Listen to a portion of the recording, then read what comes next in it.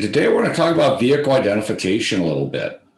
And this is really important, whether I want to try to look up service information, to repair a vehicle. If I'm doing a smog inspection, I want to smog the vehicle. This is where I'm going to get some of that information. So this is really an important thing that we know how to do. Many times I can't get the correct part, or I cannot get the correct service information without correctly identifying the vehicle. So I'm going to go through some different ways we do that.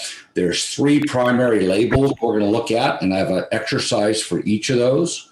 One of those is the VECI label, the Vehicle Emission Control label. The other one is the safety label. And so we'll be looking at the safety label on there also. And I know I'm blanking on something here. It's already been one of those mornings. And VECI, safety. Oh, and the VIN. We're going to work on VIN decoding. So those are the three things we're going to be looking at. So we're going to look at the VIN. We're going to look at the VECI label, and we're going to look at the vehicle safety label. And those are the three labels we use to ID what kind of vehicle they're working on. So I have three different lab exercises for you to do. You can do them on your vehicle, a friend's vehicle, someone else's vehicle, it doesn't matter. You don't have to do all three exercises on the same vehicles because one of the labels may be missing on the vehicle you start off with, so you don't need to back up and do everything all over again. And I'm going to check and make sure you get the correct information. If you don't have the correct information, you'll get partial points on the assignment, and I will send you notes back letting you know what's not correct and give you a chance to correct it. So it's real important that we understand how these labels work and what this information is. Because we're going to refer back to these at different times during the class, as well as if I'm trying to, again, repair a vehicle or look up information for a vehicle or get parts for a vehicle, I need to know these. So we're also going to be looking at repair orders later on this morning. So service information is detail on how to diagnose or repair a vehicle. For each vehicle model, information may include step-by-step procedures, specifications, diagrams, exploded parts illustrations, or troubleshooting charts. So troubleshooting charts, for those of you that aren't familiar, are, for example, if I have a particular code that my computer gives me, the manufacturer will produce a chart on a way to diagnose that code. And those charts work about 80% of the time, statistically. So factory procedures to diagnose a vehicle work about 80% of the time. And they're okay with that because that's going to fix most of the cars out there. The other 20% of the time, they're going to have a diagnostician look at it and repair the vehicle. If you're at a dealership, they're going to have the technician call the helpline for that dealership and have someone at the other end of the line who works with a lot of dealerships advise them on what test to perform or what part to replace next. So they move it out of the technician at that point. So that is where we have that cycle. So, repair information or diagnostic troubleshooting charts are not designed to fix 100% of the vehicles out there. They're designed to fix about 80%. And that's true whether I'm working on a Honda or a Mercedes. The number is very consistent. Having worked in the aftermarket all my life, certainly I had a lot of cars that 80% would fix. And to be fair, I haven't used diagnostic flow charts since the 1990s or early 2000s. Because I figured out a better way to do it that I'll share with you over the course of this class.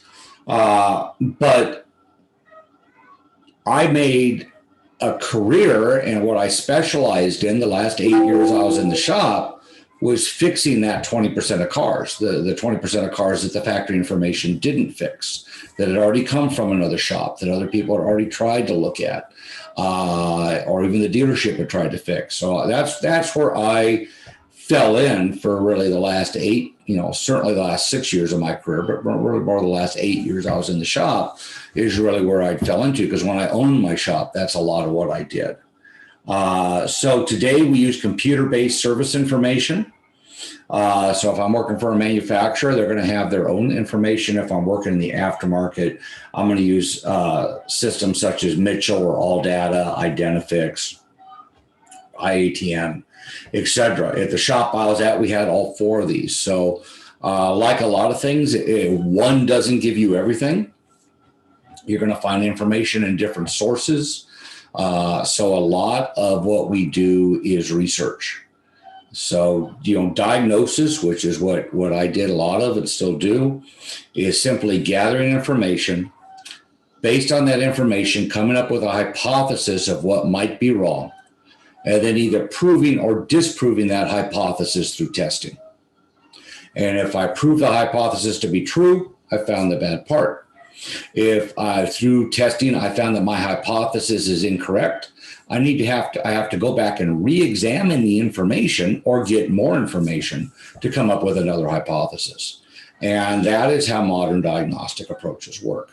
It's no longer what we did in the 80s, which was blindly following steps, not knowing why to get to the bottom. And then at the bottom, it would say, replace the computer with a known good part, or replace a sensor with a known good part, or replace a wire with a known good part. So that's at the dealership level, that worked okay because the dealerships had plenty of parts to put in, or they had other cars they could get parts from.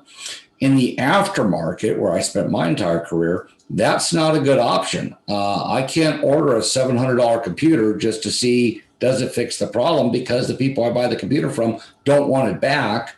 And it's hard for me to sell a $700 computer to a customer if I don't know if it's going to fix the problem, because the customer is not going to be real happy when it doesn't. And their car runs the same way, but they have a new $700 computer. So you see the issue with flowcharts. And that's why we've moved on to this system of gathering information, coming up with a hypothesis, and then proving or disproving that hypothesis through testing. And so we really rely on information systems to give us that. So I need to know the specifications. I need to be able to read a wiring diagram. I need to know the location of components, so either component locator or exploded parts illustrations. And I have to be able to put, and another thing is knowledge of system operations. So there's approximately 1,700 different models of cars on the road today. I couldn't name all of them right now, much less, know how all of them are made bumper to bumper. So we rely on our information systems to find out, how does the system work on this car? How did this manufacturer do it? What is this manufacturer using to test it? So we're constantly, if you're in the aftermarket, going back and learning every day, how's this system work, so I can understand how I need to test it. And I worked on everything. So in any given day, I might have a Chevy, a Ford, a Toyota, and a Mercedes I'm working on all at the same time.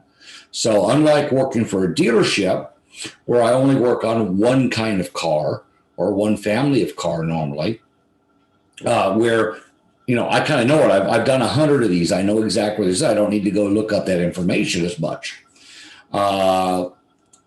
But for me, that just always sounded boring. I like learning. So I like having to go and analyze and have new problems to solve every day.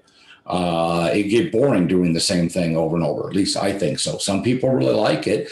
And the thought of doing something different or having to learn every day is intimidating. So they like working at the dealership. And that's the great thing about automotive. There's so many different opportunities based on what you like. I love jigsaw puzzles. I love learning. So for me, the aftermarket really called to me.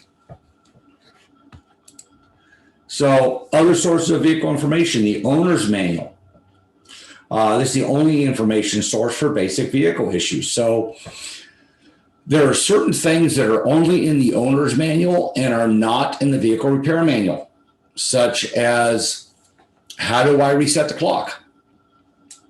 How do I tune the radio? How do I set the seat memory? Things like that, things that the customer, how do I use the remote control to open one door or four doors the first time I hit the button? That's not going to be in the service information. That's going to be in the owner's manual. So when we're looking at a car and a car has an issue, one of the things we need to ask, is this something that the customer might be able to control or change? If the answer is yes, I need to look in the owner's manual. Or is this something where the car is broken?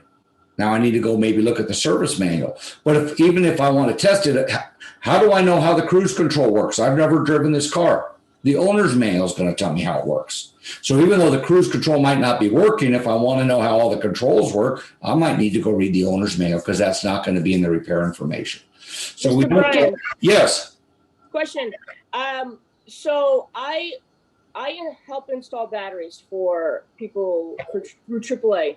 So I know that on some of the cars, when you take out a battery and you install a new one, a lot of times everything with like the radio system and everything has basically changed now that you added a whole new form of electronics.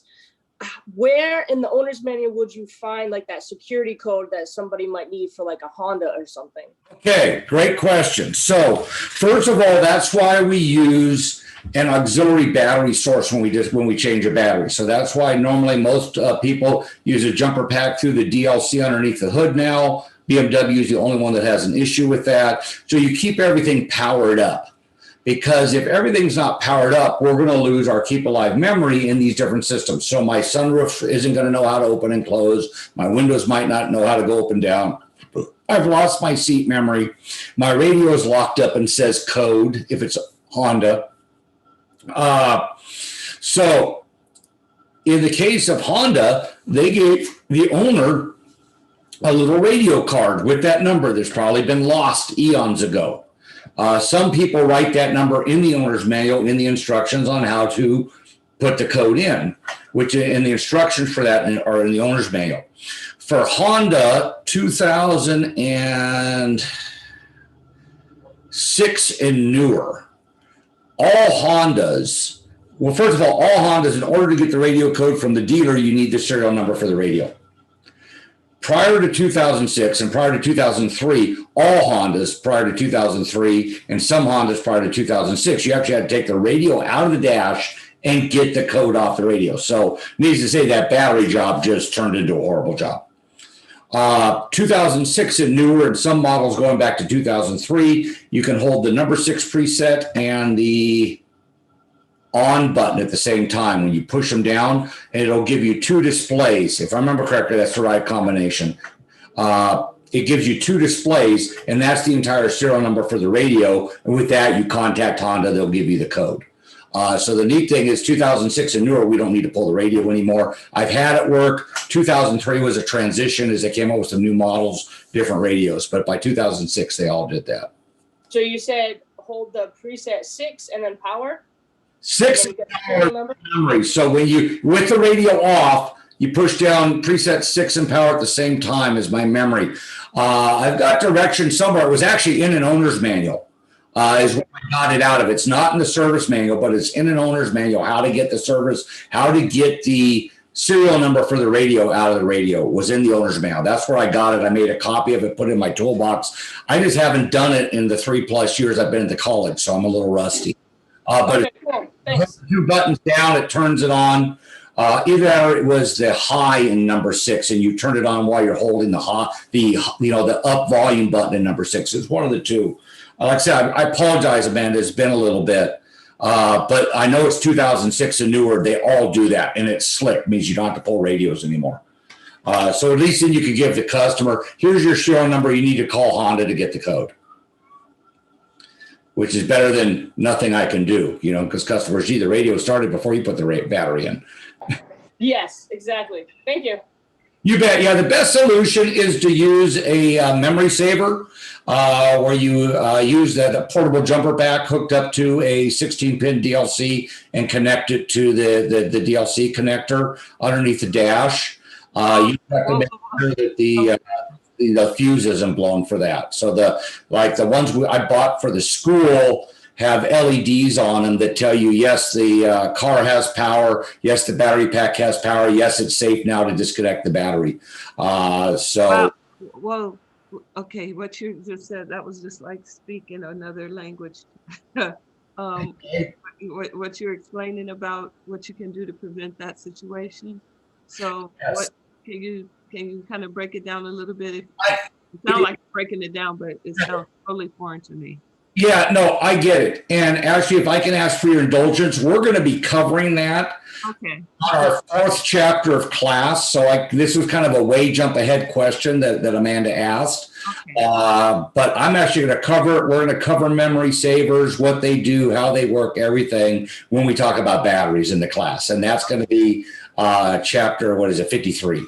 So Okay. we're going to be getting there in a week and a half. And that way everyone will have the visual, including yourself, and it'll make a little more sense.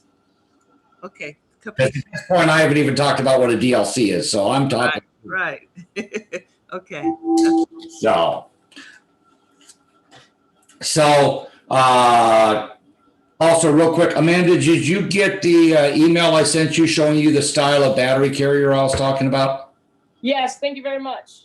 Yeah, so quite a few companies make those. Like I said, mine's a Blue Point Snap-on one, but the one I sent you, that brand's been pretty good. I bought some of their stuff for different uses and stuff, and that style seems to work the best. Perfect. Thank you so much. You bet. Okay, so flat rate manual. So a flat rate manual lists what's called the flat rate time of repairs. So in automotive, a job is worth a certain amount of time. So if you need a water pump put on your car, I can go to a flat rate manual and it's going to tell me how many hours of labor I should be charging you. And then and it's used as a guide, so it's not always right. But I'm going to take whatever that number is, or however I adjust that number to, and multiply it times my shop rate to give you a price. So, for example, if the flat rate manual said to put your water pump on is 4 hours, or maybe it says 3.8 hours, and I round it up to 4 hours, and my labor rate's $100 an hour, I would put $400 down on the estimate for this is what we're going to charge you for labor to replace the water pump. So this is what we use this to calculate to bid the job. What's that? Is that specific for any particular car or just in general? No, it's specific for every particular car and many times every particular engine. And do you have air conditioning? Do you have power steering? Is it 2-wheel drive? Is it 4-wheel drive? There's all kinds of options that can go on that are called combinations. So we may have a small labor amount, and then it adds based on how that particular vehicle is configured. So it gets fairly specific. Some manufacturers are more specific than others. For example, Honda, on their little Civics with a 1.7 in it, don't give you any additional time for ABS if you're doing a timing belt job. Well, the ABS pump mounts right on top and is in the way and adds about 45 minutes to the job.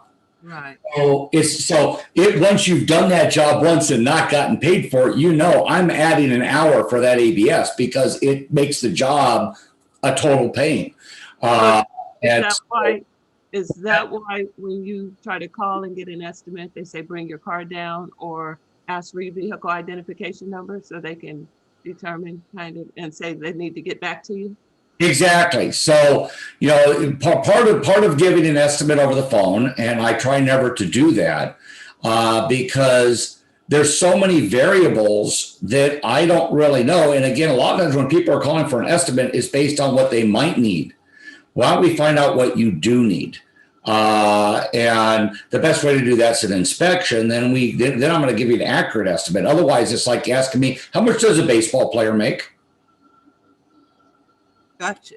Without telling me, I don't know, are we playing for the college or are we playing for the Yankees, right? Are we playing AA, AAA? What position do you play? How good are you? There's a lot of factors that go into what a baseball player makes. And so just to ask me, how much does a baseball player make? So I'm going to give you a range. If I give you a price range, you're going to either remember the lowest or the highest number and not remember the range. So if you call me up and go, how much are brakes on my car? And I said, well, they run somewhere between $150 up to about $700. Either you're going to remember the $700 and I'm real high and you're going to go somewhere else who just locks in a lower price, or you're going to show up and remember that $150 and be upset when I tell you your car's $300. So so that's why really, and I'm a big believer, look, if you really want to know what it costs, let's look at it so we can actually see what it takes on your car. I can source the parts, I can see what you need, and then we can actually get you an accurate price. So who writes these manuals? Do these come from the manufacturer, the flat rate manual?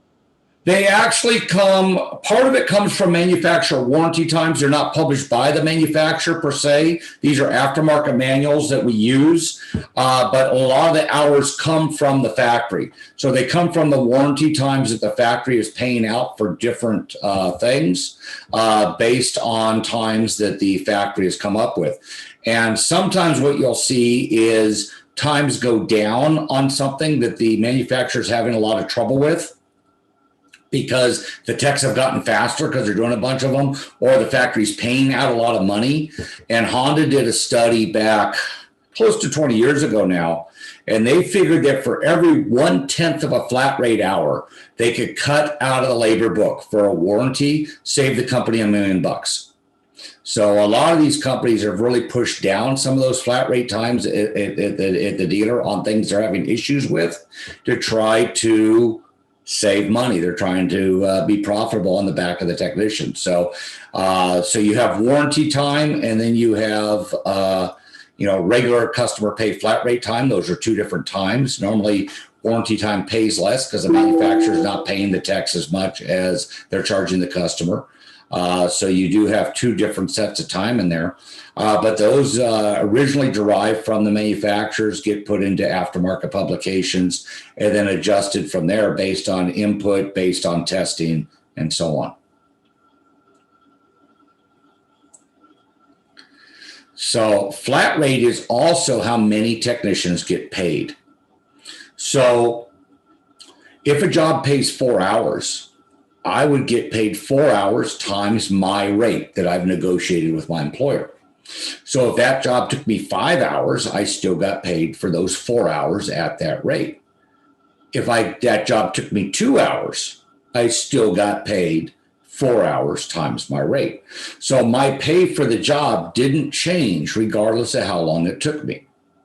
And that is why technicians buy tools. Because if I can buy a tool that saves me a half hour on a job, and say that tool's $100, but I'm going to do that job 20 times over the next 2 years. And it saves me a half hour each time. And I'm making $40 an hour flat rate. So 20 times that, did that tool pay for itself, or was $100 a lot of money to spend on a tool? Nothing. Exactly. And that's why technicians buy tools. That's the motivation to buy tools. That's the motivation to buy training, is that flat rate system. Otherwise, if I'm just hourly, so it takes me half the day to put the spark plugs in that should only take an hour. Who cares? Well, how's the shop going to be profitable at that? Either they're going to pay the technician next to nothing, or they have to raise the rate to the customer extremely high, because otherwise it just doesn't work out. So this is a good system. It's not perfect. But it allows someone to make as much as they want based on their ability and investments. And there's not many systems that allow people to do that. So that is what a flat rate manual is. So we got flat rate time. So there are also in the flat rate manual, they rate the job based on what kind of technician needs to be able to do it. So we have A, B, and C techs. A C tech is a lower level technician. They basically know how to take parts on and off. A B tech is very efficient at taking parts on and off and has some diagnostic skills. An A tech is not only very efficient at taking parts on and off, but also very efficient and has strong diagnostic skills. So if you look in the book, and it says, hey, this is a 4-hour job and it's a C-Tech level job, and A-Tech can probably do that in 2 hours. However, if it's a 4-hour job and it's an A-Tech job, it's going to probably take that A-Tech about 4 hours, which means if a C-Tech's doing it, there's probably going to be things that are going to go wrong, or it's going to take him 6 to 8 hours. So it's not just how many hours is it, it's what skill level is this job. And that can also be beneficial for understanding not only how I price it, but do I want to take it on if I've never done it before? You know, how confident am I? Is this something I want to get into? What's the downside? So that is something else that we use flat rate manuals for. I bought my first set of flat rate manuals in 1983 when I ran a business out of my house when I first got in the industry, and needed to know how much to charge. So I bought flat rate manuals. It also helped me know what I didn't want to do. So technical service bulletins inform technicians of pattern failures. So technical service bulletins are not recalls. They're not campaigns, although they may be associated with one. These are where they made cars, and they may have made cars only at the St. Louis plant. And the cars we made at the St. Louis plant in December had a problem with fill in the blank. So if you have this issue, before you do anything else, replace this part. And by the way, here's how much money we're going to pay you to put the part in. Here's the flat rate time. Also, here's how you can tell if the part's already been replaced, because the original part was all black and the new one is half black and half white. So because we changed the color code, that way technicians can quickly tell, does it have the updated part in it? So it's very common. Or it may be check, you know, the old part was yellow, the new part is blue. So check and see which color it is or what color the connector is or so on. And so they do things like that to let you know, hey, someone's already updated this, proceed as diagnosis as normal. So technical service bulletins just give us problem areas. You know, hey, we had a problem with this from this plant for this period of time. Or we had an assembly issue, or these bolts weren't tightened down quite right for the month of November. You may get a rattle, so check the tightness on this bolt before if you're looking for a noise. Things like that. They're not covered under warranty unless you bring the car in under the warranty period, but they're strictly to help dealer technicians repair vehicles that are in or out of warranty with pattern failures. That being said, in the aftermarket, we do have access to these. Technical service bulletins are very helpful on vehicles within a short period of time after the bulletin's issued.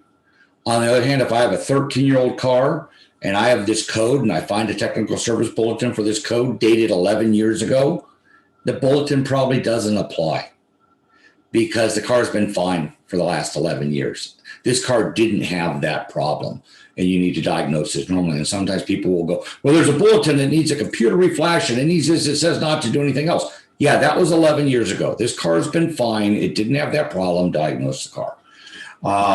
But that's our technical service bulletin. And then we also have tools like Google, YouTube, etc. There's a lot of bad information in Google and YouTube, but there's also some good information. So you got to be careful what you get. You got to be careful who you're getting it from and careful what you're seeing, because there's a lot of junk information out there. But there's also occasionally something that does it. I do see the Fixed app. I have not used that at all. So I don't have an opinion on it, Cynthia, but fair question. Yes, sir. This technical service bulletins, they are issued by the manufacturers, and every shop will know what is being issued every time? No, they are issued by the manufacturer in most cases. There are some aftermarket groups like ATRA, which is Aftermarket Transmission Rebuilder Association, also issues its own TSBs for its members' use. Shops have access to these if they pay for access. So not all shops pay for all information systems. Some shops only pay for one. Some shops pay for very limited stuff. So it really comes down to what's the shop paying for, and also what bulletins did that information provider include. So it's like subscription basis. Yeah, absolutely. So everything in the shop, because it's for professional, so All Data, Mitchell, Identifix, all those are a subscription basis. So we would spend hundreds of dollars a month at the shop to have these subscriptions, so we had access to them. So some shops go, you know what, it's $200 for Mitchell and it's another $200 for All Data. We're only going to use Mitchell. And because I'm going to save the $200 a month. But that means you're not getting information. So how much time are you wasting because you don't have information? So, you're kind of down to the old adage, is it the price or the cost? The price is the $200 a month. The cost is the 3 days you worked on a car that the other information system would have had the answer for. So, and you could have been done with it in an hour. So what was the cost of those 3 days of loss of productivity? It was probably more than the $200 that you saved. So it comes down to a philosophy of the shop. High-end shops have everything they can get within reason. Manufacturers have their own manufacturer support system, and oftentimes also Mitchell or ALLDATA for the used car department. And aftermarket shops, it kind of depends on, which information system or systems they're willing to pay for. And this labor, the flat manual, I assume they are getting updated periodically because of the changes in the car technology. Yes. So currently the flat rate manuals are digital. So they're part of either Mitchell, part of data, part of Identifix. So you actually get that as part of the package that you're buying. So they used to be a standalone book. I still have them. I have flat rate manuals going back to the 50s. But now everything is digital. And digital stuff tends to go back to about 1981. Prior to that, you either got to do an information request or it's just not available. So that's why I still have a lot of books archived, and I have a lot of digital media that covers things older. I still have a lot of 80s stuff and that because a lot of the digitization left things out and older stuff just doesn't exist. So I still have, 7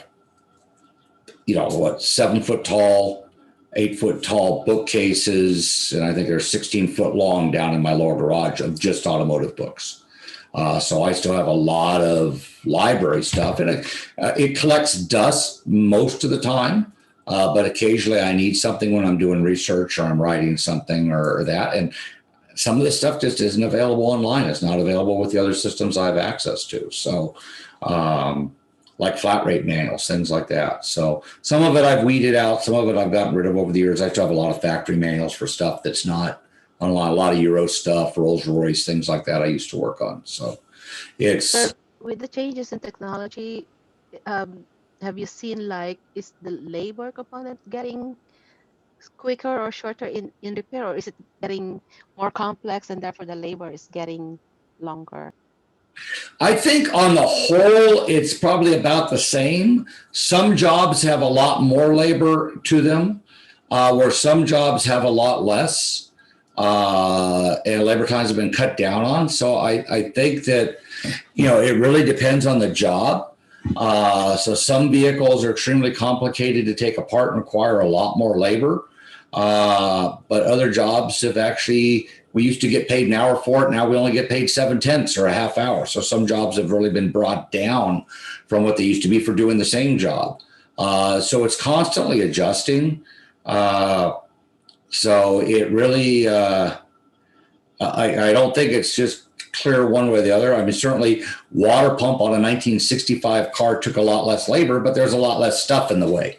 But when you get into brakes took more labor, or suspension took more labor. So there's things that, there's checks there. Things push one way or the other. So I don't, I really don't see that. I see certain jobs being pushed way down when they become under warranty. For example, radius arm bushings on a 91 to 94 Ford Explorer paid 4 hours forever.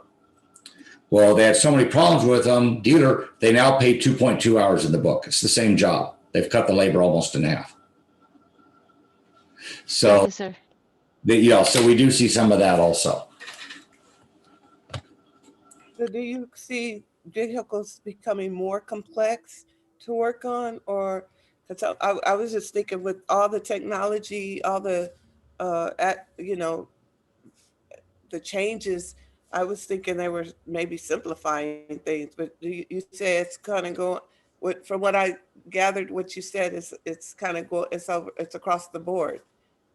It is, and that's a real loaded question. It's a great question, Ashley, but it's a loaded one because yes, vehicles are far more complicated now than they were 40 years ago. Okay. That being said, in many ways, they're easier to repair. And the reason is we have far better tools now than we did have then. The other thing is when I went to school, we learned how to rebuild master cylinders. You didn't replace them. You rebuilt brake master cylinders.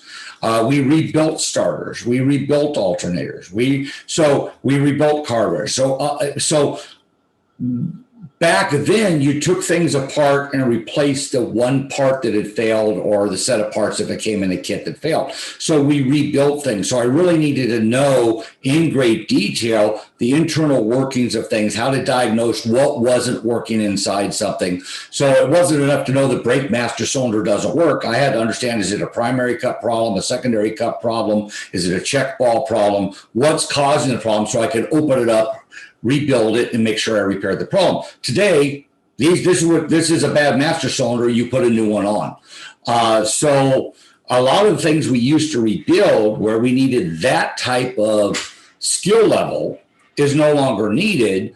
A lot of what we do now is you need one of these. You go down, you put a new one, you plug it in, have a nice day. Where the skill level today is on the diagnostic side, because the systems are so complicated. Figuring out which one of those parts to go down, buy, and plug in is the hard part. Okay, I got you. You know, so it's kind of that high skill level used to be the guy who could rebuild the carburetor in the shop and everything ran great and there's no leftover parts and he could rebuild the water pump or rebuild the starter. Or we used to rebuild alternators. You'd call up the parts house and order the parts you needed for the inside of the alternator and they had them on the shelf. And you used to have to know how to do that and do it efficiently. No one does that anymore unless you're working at a specialty shop. Now we buy new alternators and we don't even rebuild the ones we take off normally. So we're not even doing that in industry. So, same with axles, front wheel drive axles. We used to replace just a joint or just a boot on an axle. Then they came out with rebuild axles where we replace the whole thing. Now almost everything is new axles. And the new axles aren't real good, but that's how we service them now. So there's just a lot of changes in industry where you need less skill for some of the R&R on some of the peripheral things, brakes and suspension, but a higher skill level if I want to take apart an engine, because an engine is far more complicated now than it was 40 years ago. I need more tools. I need to be much more precise. I need to be able to follow the directions much more closely. So if I'm disassembling an engine or a transmission, I need a much, much higher skill level. But that's one reason why we don't rebuild engines and transmissions in the shop anymore. We get a new one in a plastic box, open it up and put it in. Or we get used one for a junkyard. We're not doing in-house rebuilds the way we did 40 years ago where we would rebuild your engine in the shop. We just don't do that anymore because of the technology involved and because of the skill level involved. Wow. So So you're in a great that's like a position, lot. sir. I'm sorry, I couldn't get both of you. Let me get Ashley, then I'll get you, Cynthia.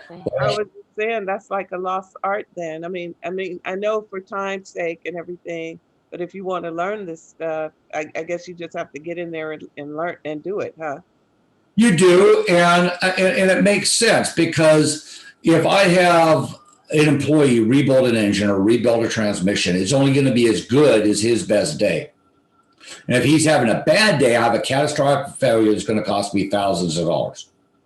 On the other hand, if I get something in a nice shiny box and I put it in and it goes bad, I have a company that's going to stand behind it and a company that's going to pay me labor to take it in and out again. And it's not going to cost me any money out of pocket for everything that went bad. Plus, because they're rebuilding thousands of these, it's all about system. Everyone's doing just one thing, like an assembly line. So it's about how good the system is, not how good the person doing it is. And that's why we've seen that change in the last 20 years. It was for liability, it's for cost. It's also, I can get the car back to you in a day or 2 days versus I need your car for 3 weeks. So that also plays into it. So Cynthia, what was your question? Thank you. No, I was just about to mention that you are in a great position because you have the then and now skills. Because for mechanics now, they know just the diagnostics. So we will have more scraps now because you just change like the parts. Right. So And, it's probably a good business. and most technicians are not good diagnosticians. Most technicians are what we call parts changers, or they replace parts. Diagnostics is hard. It takes special. I teach a lot of diagnostics, and so it's a that is the higher level today, and so it is evolving. Our industry is evolving. It's changed a lot in the 4 decades I've been in the industry, and I went through it at a great time, but at the same token, I see huge potential for the future because there's a lot of people my age and older that are in the industry where people born after about 1974, 1975 really didn't get into the automotive industry because they were all directed to college. They were directed to other places. So we're going to see a huge drop off in technicians in the next 10 to 15 years. And the knowledge base is going to be gone in the next 10, 15 years. So I think it creates a great potential for people that are looking to, what am I going to be doing in the next 10, 15, 20, 25 years? What do I want for a career? So it is a neat time because technology is moving so fast and the skills we develop. So I do think it's a neat time. And the technology is fascinating. We're going to be looking at it as we get into electricity and moving into batteries and things.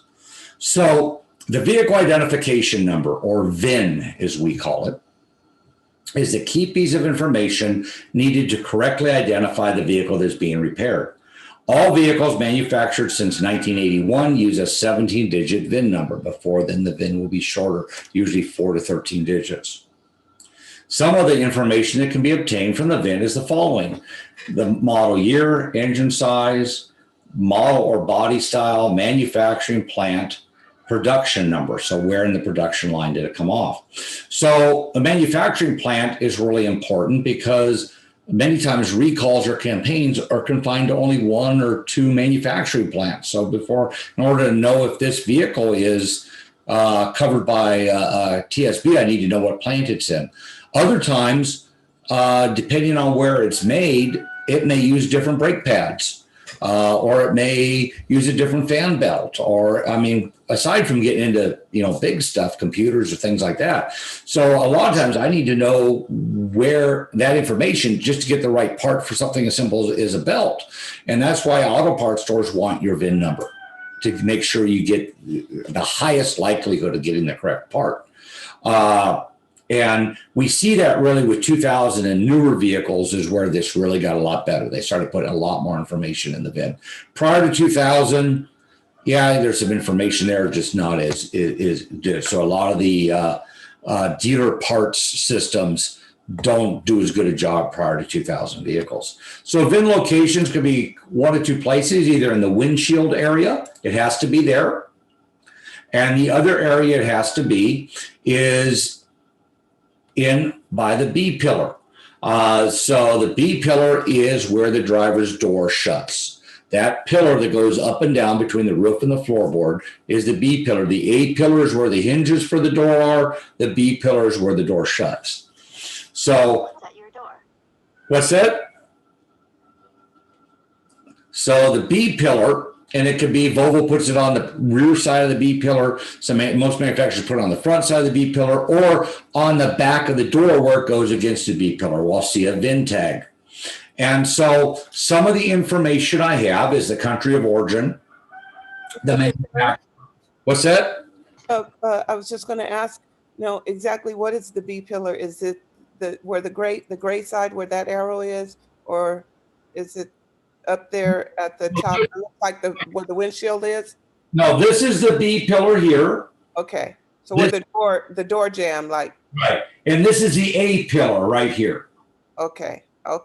B pillar has the windshield. The next pillar back is the B pillar, and then guess what the next one's called? C pillar. Hey, all right, we got it. So a few things that ought to do actually make sense.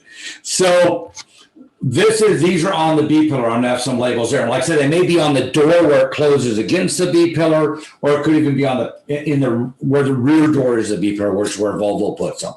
But some of the information I can get here is I can get the country of origin, the manufacturer, what vehicle and body type it is, what engine it has, what kind of restraint system, model, what kind of model is it, what year is it, what manufacturing plant was it made at.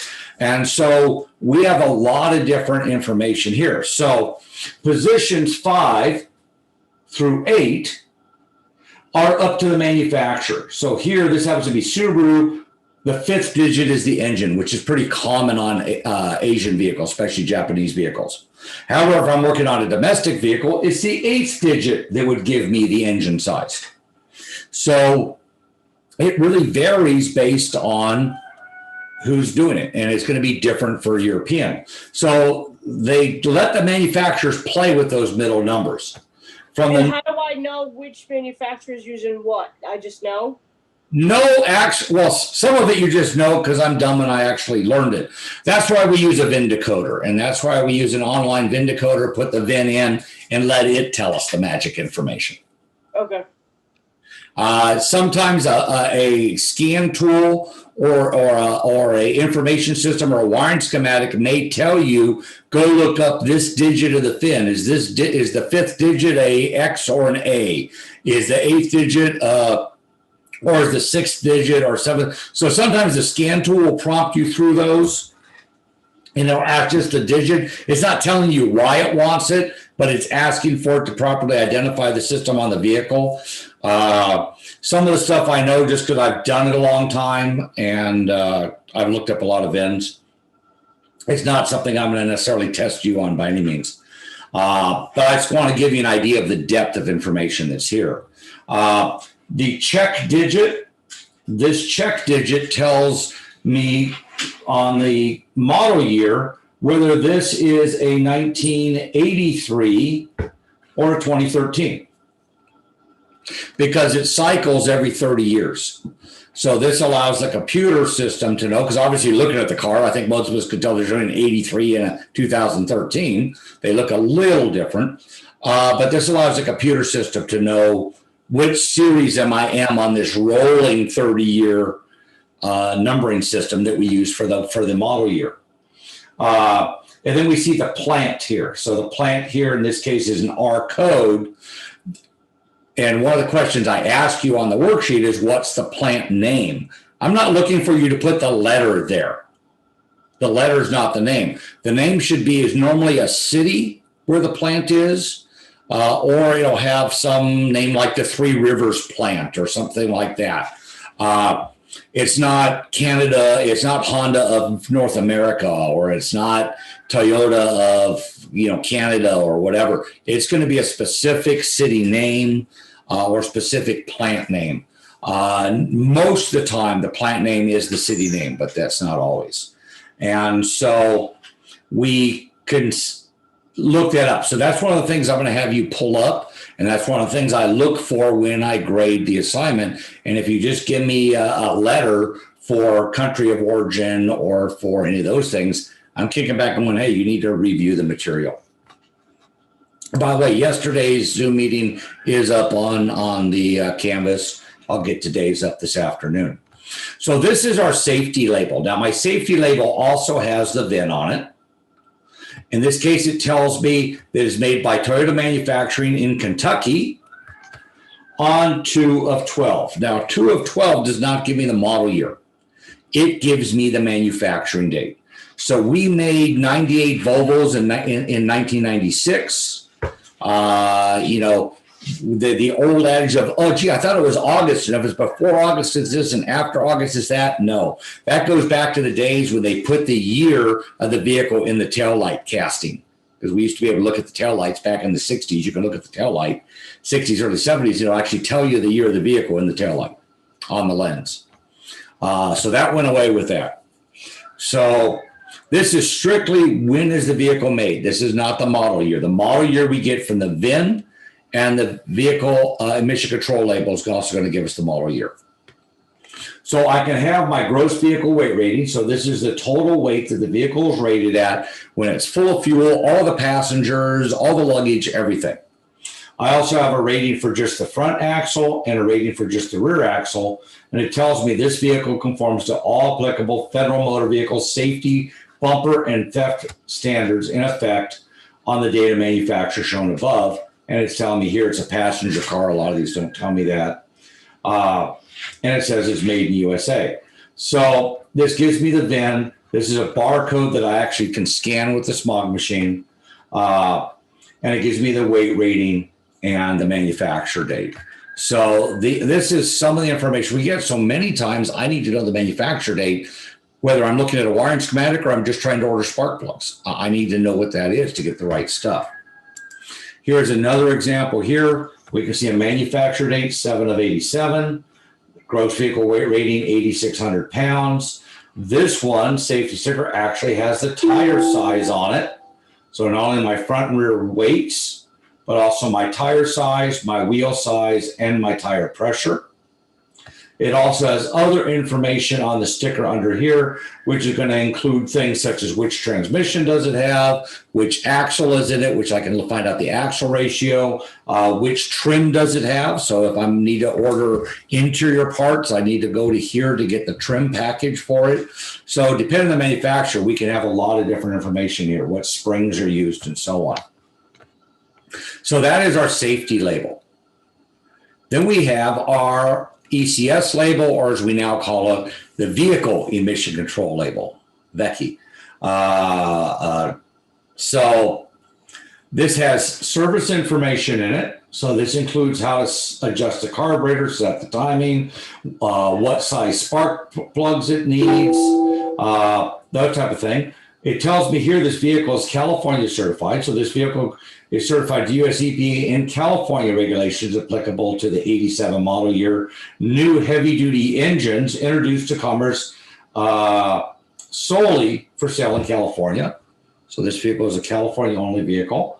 It tells me the major emission equipment and also gives me the engine size and shows me a vacuum schematic. So there's a lot of information. So the older VECI labels had a lot more information on them than the new ones do, because the new ones I get more information off the VIN, and I have better information systems to look a lot of that stuff up.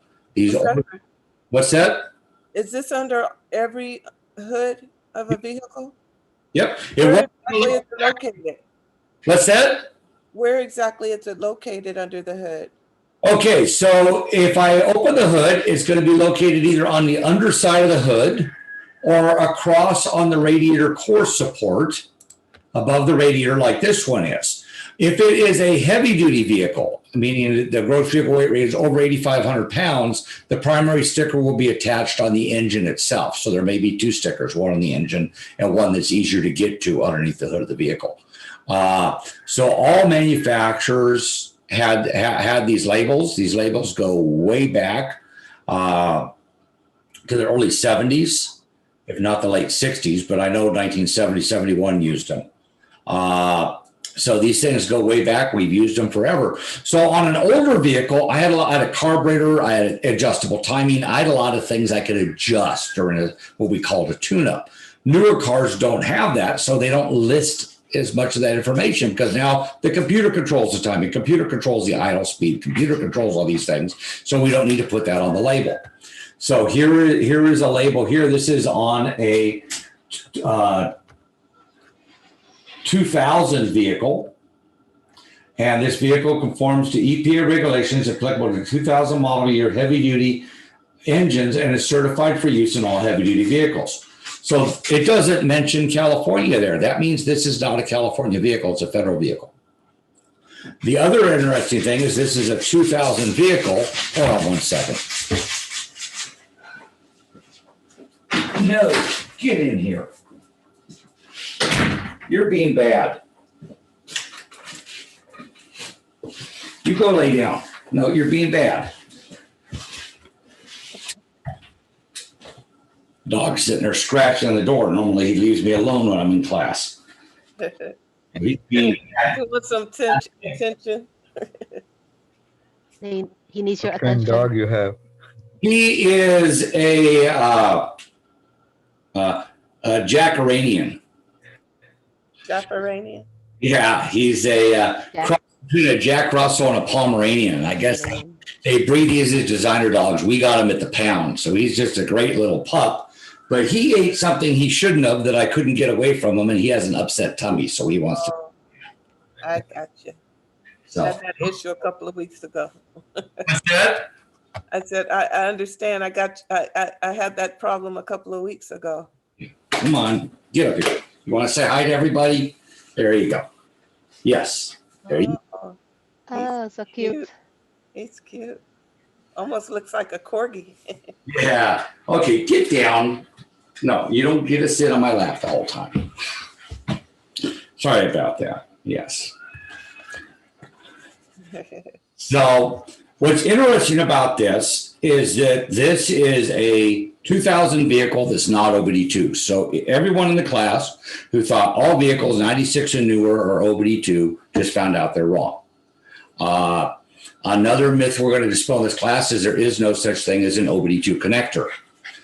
There is a 16-pin diagnostic link connector that all vehicles 1996 and newer that are 14,000 pounds or less have mounted underneath the dash for you to hook a diagnostic tool to. That does not make them an OBD2 vehicle. And we're going to So can you kind of explain that? I know what you're talking about to a certain extent, but I thought that's what that little plug under there meant. I thought that meant OBD2. So what exactly is OBD2? OBD2 is a regulation and a set of guidelines that a vehicle computer has to function to.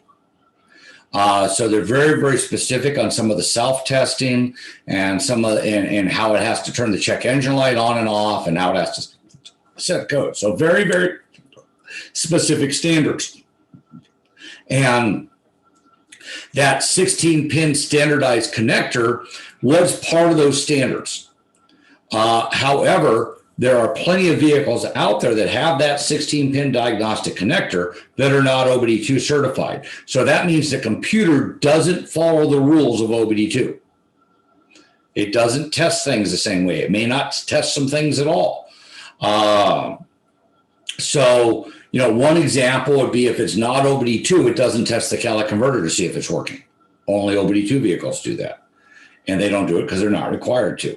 Also, OBD2 regulations only go up to 14,000 pound gross vehicle weight rating. So if I'm working on an F450, heavy F450 or an F550 truck, it's going to have that 16-pin DLC underneath the dash, but it can't be an OBD2 vehicle by law because the OBD2 regulations only go to 14,000 pounds. So, but they still have the connector so I can connect diagnostic equipment to it. So you see where, it's, so the 16-pin connector that we've all been lied to and told was an OBD2 connector is a 16-pin DLC. DLC stands for Diagnostic Link Connector. That may or may not be connected to an OBD2 vehicle depending on the vehicle and depending on the where the vehicle is sold, the weight of the vehicle, and so on.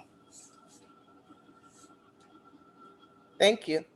You bet. And we got a whole section just on OBD2 we'll get to in about 10 weeks or 11. Sir, are these labels all situated in same location or are they scattered in different parts of the car or the vehicle? Depends on the year of the vehicle. Diagnostic link connector in the early days was able to be anywhere from the driver's side all the way to the middle of the passenger side, which included the center console, armrests, center dash. Current regulations requires them to be within 7 inches of the steering column.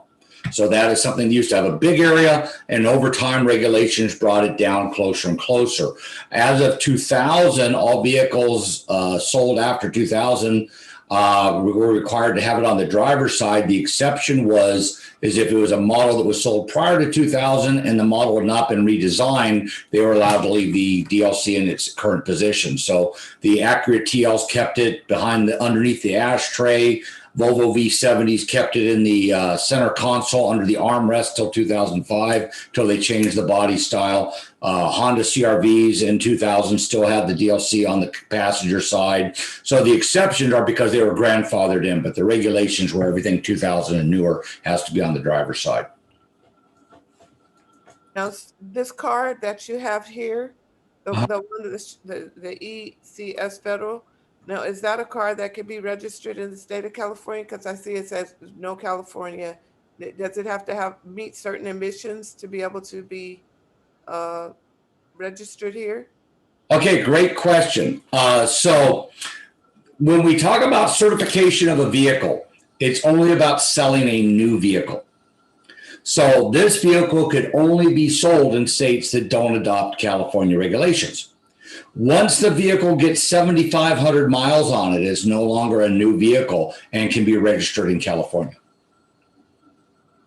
Wow. Okay, didn't know that. Now, if it's registered here, but it has to pass smog though, right? Right? So is there something like, I'm not really sure. You don't have to do anything to it. The car will pass smog on its own if it's running right. So for example, if I had a 2000 truck, Chevy truck, which this is with a 5.7 liter engine, it would have to, it would get what we call an OBD inspection, OIS test, and it goes in and interrogates the OBD2 system to see, is it working, everything else. Well, this car doesn't have an OBD2 system. Right. So this vehicle would not get that test. It would get the older, what we call a bar 97 test, where a car actually has its tailpipe gases tested against standards. So this vehicle would get a different test because it can't get the OBD2 test because there's no OBD2. So therefore, it would get the older test that we use on 99 and older vehicles, and would actually have to clean out the tailpipe, and we would measure the tailpipe gases.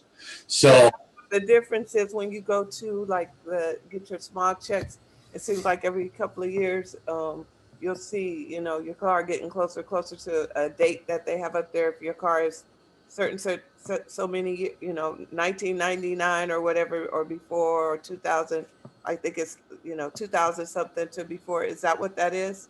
that's what it is, because it's two different tests. Yeah. Okay. So 99 and older gets a different test than 2000 and newer as a rule. This would be an exception to that rule. And the 2000 and newer test takes less time. Therefore, most shops charge less money. And that's why you see that dollar. Just like vans take more time, we charge more money to do vans or more money to do motorhomes, right? So it's a lot more work to do a motorhome than it is a Honda. Okay.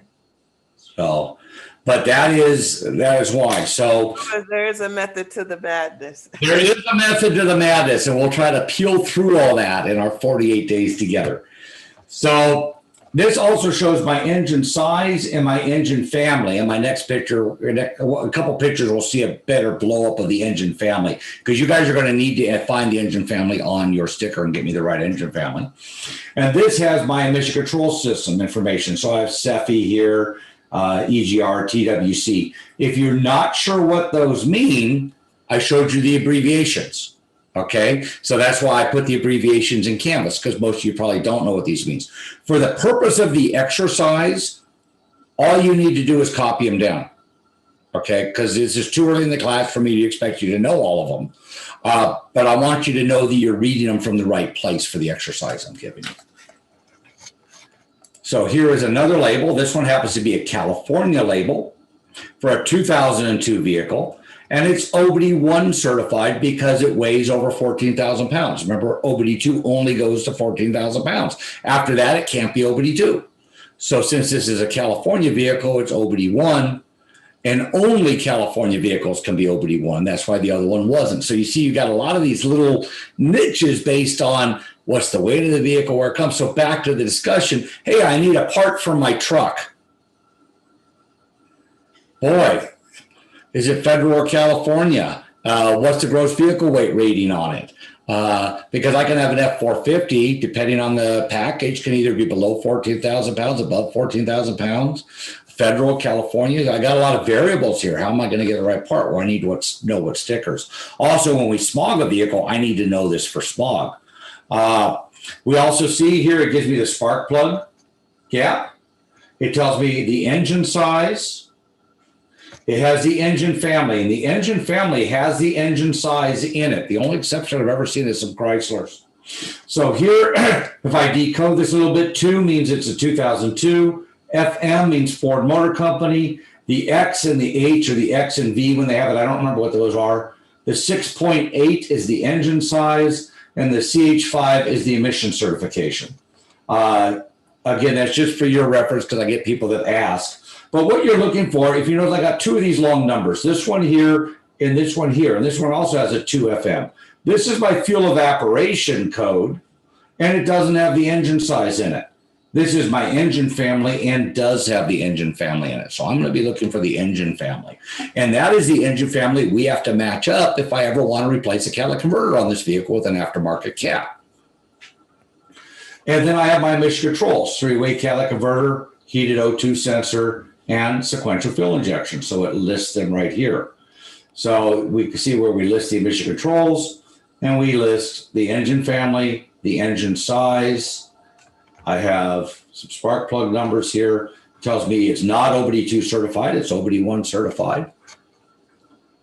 So here's a Lexus label. This is off of, what year is this one? 2000. So here it tells me this vehicle conforms to US EPA to gasoline fuel vehicle, model year, and LEV passenger cars, and to California regulations. So if it certifies to both federal and California for emissions, California is higher than federal. So we would say this is a California vehicle. We wouldn't say this is a California and federal vehicle. We'd say it's a California vehicle because the California standard is higher. So this is a California vehicle. It lists my engine family right here. And then it also lists my engine size, my emission control equipment. My tune-up specs just gives me a valve adjustment. It says no other adjustments are needed. Tells me it's a California vehicle and it's OBD2 certified. So it gives me all the basic information I want to need here. Now, this PowerPoint is in Canvas. I have a lot of notes on each of these. I spent some time on these slides because I wanted to make sure I had notes describing this because not everyone's going to remember what I say the first time. And when you're doing the exercise, I wanted you to have a good reference to go back to answer the questions you have. So I put notes on all these labels. So here is a new style label. We started using these in 2007, 2008. They look a little less complicated. They're not as busy. I can see here this is a California vehicle because it tells me so. This happens to be a light duty truck, LDT. If it said PC, what do you think it is? Passenger carrier or something like that? Passenger car. Yeah. I mean, just literally that simple. So a lot of these acronyms, LDT, light duty truck, MDT, medium duty truck, a lot of this stuff is almost common sense. Not quite, but almost.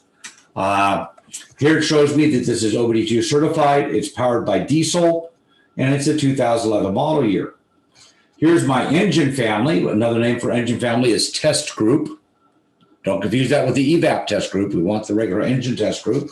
And we can see here the year for the BMW, and 3.0 is the engine size, and M57 is the emission certification. So, and here's all of my emission controls. And there's a lot of acronyms there. We're going to learn those in Module 12. I'm not worried about you knowing what they all mean now. If you're curious, by all means, that's why I put the acronym up in Module 1 and resources for you. But for the assignment, you just need to take these and copy them down. I just want to know you found them on the label is what I'm looking for. Here is a new late style label that is not a California vehicle. You see it says NA for California. And so then we see the test group. Test group is my engine family. Here's all my emission controls listed across. So I did several of these so you'd have good reference when you're doing the exercise on your own vehicle. Here is a medium duty. This happens to be a diesel, and it has the emission label on the engine itself. It still tells me it's California, still has the emission control, still has the engine size. I still have the engine family buried down in here. It's on the side I couldn't read good. So anything over 8,500 pounds is going to have a label on the engine. You may have one on the body also, but it will have one on the engine because the engine's what's certified. Professor? What's that? Quick question. Now, is this, this labeling with the California on that, is that unique to California because California has such stringent emissions control rules? Or if you were like in Texas, Arizona, New York, wherever, if you were in another state, do they have, this too? Or is that just unique? Like you have federal and then you say you have California. Is everything else federal? Everything else is federal. So we have what we used to call 49 state cars. You can sell them everywhere but California. And then we had California vehicles. What's happened in the last 20 years is states like Massachusetts and New York have adopted California regulations. So now they're selling California or 50 state vehicles there. So we've kind of changed the term from California to 50 state, even though the labels still say California. So we do see some other states that have adopted that California regulation. So only California certified vehicles can be sold new in those states, but that's the exception and not the rule. So most states have this 49 state car. In 2017, we were supposed to get rid of this, and we're going to have one car for the entire country. California gave up its exemption. And then what happened is Hillary didn't win the White House. Trump was president, and California said, whoa, wait a minute. We want our exemption back because we want to be stricter than what you're doing. And that's what you've heard in the courts for the last couple of years is California trying to get that exemption back that expired in 2016, 2017, that was planned to expire. We were going to go to the same standards for all 50 states, and California spent the last couple of years suing, trying to get it back. And as far as I know, it's still in litigation. But that was like, whoa, wait a minute. We want this back. We want to be stricter. We want to have average fuel economy of 50 miles to the gallon, even if the federal government says it only needs to be 20. And they did that because California wants to force electric vehicles in California and hybrid electric vehicles in California. And basically the plan was and has been since they published it in 2011, was to basically regulate where you couldn't buy gasoline powered cars new in California. So they're going to shift the fleet between now and 2015, when 80% of the vehicles sold were powered either exclusively by gasoline or diesel, to 2025, when only 20% of the cars sold in California would be powered by strictly gas or diesel. Everything else would be hydrogen fuel cell hybrid or gasoline hybrid or full electric. And they're going to do that by having the standards and say, yeah, you can sell whatever you want here, but of the cars you sell here, this is the average fuel economy you have to get. So for every truck you sell, you need to sell 10 electric cars. So you can see where that leverage is going on. So California gave that up, and now they're trying to get that back. And certainly with the Biden administration in office that's much more friendly to California's agenda, that lawsuit may be dropped. It may not be dropped. They're trying to do that now in a hurry on a federal level. Basically what California looked at over 10 years ago and said, here's where we want to be by 2025. Now you're hearing the federal government saying they want to be the same place in 2025. So you can imagine the whiplash in Kansas or in Virginia or in states that have not had this push where you can't get a hydrogen fuel cell car in those states. Hybrid cars are not really sold in those states, much less plug-in hybrids. So you can see they're really trying to really push that very quickly. And so that's where that comes, that's where that's at. So there was a time when California led the world in emission control. Unfortunately, it's no longer the case. There's also many parts of the country that there is no enforcement of emission controls. There is no smog check. There is no testing. Even parts of California are like that. So vehicles have equipment removed. They pollute 1,000 times what a vehicle in good condition pollutes. And we're not going after those. Instead, we're changing technology. So it's interesting. It's not always about making clean air. Sometimes it's about what do they want to sell you. So it is interesting. And I mean, I don't know how they're going to power all these electric cars when they can't even keep our lights and air conditioner on in the summertime. I hear you. Wait a minute. You said there are places in the state of California, though, that don't enforce the emission controls, or where they don't have that? Well, it's not that they don't enforce it. There's 3 different program areas in California. There is an enhanced area that we have in San Diego where you have to have your car smogged every 2 years. And if it's 99 and older and meets certain considerations, it's going to get run on a dyno for loaded mode testing. And certain vehicles are directed to the referee or directed to certain, gold star stations. They get referred. So we have a certain amount of vehicles that are directed. And then we have another part, Ramona, that is what's called a basic area. So no vehicles in the basic area are directed to a certain type of station. And they don't use dynamometers, but they still have to be smogged every 2 years. Then I go real rural, Borrego Springs. And San Diego County is unique because we have all three of them here. Borrego Springs is a change of ownership area. So the only time that car is smogged is when ownership is changed. So if I bought a car 20 years ago, it hasn't been smogged since if I live in Borrego. So what do you think happens to cars in change of ownership areas? Do you think parts fall off of them or things don't get repaired because the owner doesn't have to get a smog check? No. Oh, absolutely they do. I have a friend of mine lives in Mammoth, and there's tons of vehicles up there that are modified, parts are off of them, run dirty, but because they're never sold and the guys own them for 20, 30 years, they don't get smogged. So are they polluting? Sure, they're polluting, but no one's checking them.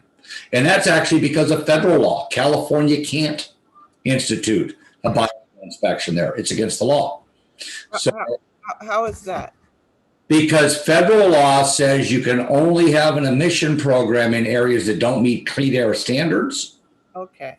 for the purpose of biennial inspection. That's our enhanced areas, and areas directly adjacent to it that are where people would commute from, like Ramona. So that's why they get away with a biannual inspection there. The rest of the state is change of ownership because by EPA regulations, they can't make them do a biannual inspection. And that's why much of the country doesn't have smog inspections, is because the EPA prevents them from doing it. Okay. So kind of amazing. Here we have the Environmental Protection Agency that by law, if you live in the plains, no matter how much you pollute, as long as all the wind blows all your smog to the guy next door and your air stays clean, guess what? You don't have to get smog. So isn't it, so it's fascinating when you look at. Sounds Brian? crazy. I'm all for clean air. However, that gas, the taxes that they put on the gas, they should kind of work something out where we're not having to, fit the bill for all of this. Well, the tax on the gas isn't what makes your car run clean. I know. The tax on the gas is supposed to be to fix the roads that we don't fix. Right. But, we don't fix the road. That's the problem. We don't fix the roads. That's why I say they make it a segue or allocate that money towards the emissions controls. Man, we're going down a rabbit hole now. Yeah. You see, emission controls are its own thing. It has nothing to do with the fuel tax or any of that stuff. That's all highway fund stuff. That's a whole different rabbit hole. Sir Brian, I'm a little bit confused. This California certification, does that roll out direct from the factory, or it can be like certified after? Or, there are cars that doesn't have California. There are cars that have California. Is that from the factory? It is from the factory. So that is, if a car left the factory as a 49 state vehicle, it's always a 49 state vehicle. It left the factory as a California vehicle, it's always a California vehicle. There's nothing to do after the fact. It's just how it left the factory, how it was certified when it left the factory. So you cannot sell cars in California without the certification? I'm sorry, Cynthia, then I'll get you, Luke. So you cannot sell cars in California if you don't have a California certified certification like that? As long as it has over 7,500 miles on it, yes. And Luke, what was your question? Does all the other states adopt OBD1, and does all the other states adopt OBD2? Okay, so all the other states, because OBD2 was taken over by the EPA in 98, so all the other states have OBD2. OBD1 is only California because OBD1 was regulated by the California Air Resources Board, and so OBD1 was only a California certification. What's the year range for OBD1? 1988 to 1995. Quick question. In your opinion, how do you think that the electric vehicles will fare in the colder states in the coming years? That they, because I know batteries have kind of poor performance in cold weather conditions. I'm not sure about like lithium ion and the nickel cadmium and all of that, but I know typically like the lead acid battery has a little bit poor performance in colder conditions. Sure. So all batteries lose efficiency cold. And that's why we see on a lot of these vehicles they're producing today, especially the all electric, where they use a battery heating system. So we used to think of, so a Toyota Prius would have a fan to pull air to cool the batteries, because our whole concern was cooling the batteries. Now what we're seeing is we're using liquid to control the temperature of the battery, which allows us to heat the battery or cool the battery based on conditions. So even though you're right, when I first go out to the car, my battery has a lower state of charge because it's 20 degrees out or 0 degrees out. The car has the capability of many of these cars have the capability of heating the battery to get the battery into the optimum operating range for the battery to increase efficiency. So that's a really cool part of that technology, is they're able to control that temperature. So it's really about battery climate control, not about battery cooling now. Because there's times I want to heat the battery, like if I'm going to get ready to charge it, Tesla knows you're going to a charging station. It'll preheat the battery so it can take the fast charge faster and more efficiently by heating the battery up. So they do different things in the software, different manufacturers do, and they certainly don't all do it yet on every model, but where they are controlling that temperature. So it's not just about keeping the battery cool because they get really hot when we use them, but also about warming them up when we need to. But yeah, it is going to be interesting to see how that affects it when it's 20 degrees below zero. It also, get into it, but, electric vehicles are not necessarily cleaner than gasoline powered vehicles. When you look at the total emissions, and depends on how the electricity generates. So, that's a whole rabbit hole. If you're interested, I would direct you to the California Air Resources Board website. And there was a whole bunch of research that was done about 10 years ago, actually plotting out, looking at hydrogen, looking at different fuels, figuring out, depending on how the electricity is made, how does it compare to a conventional vehicle? There's a whole lot of stuff, and that doesn't even get into cradle to grave emissions. So it's a real complicated issue. And I'm sure it's going to come up again as we go through the class. Right now, I want to try to finish up the assignments I'm giving you because I won't see you tomorrow. So tomorrow, we're not going to have a Zoom meeting.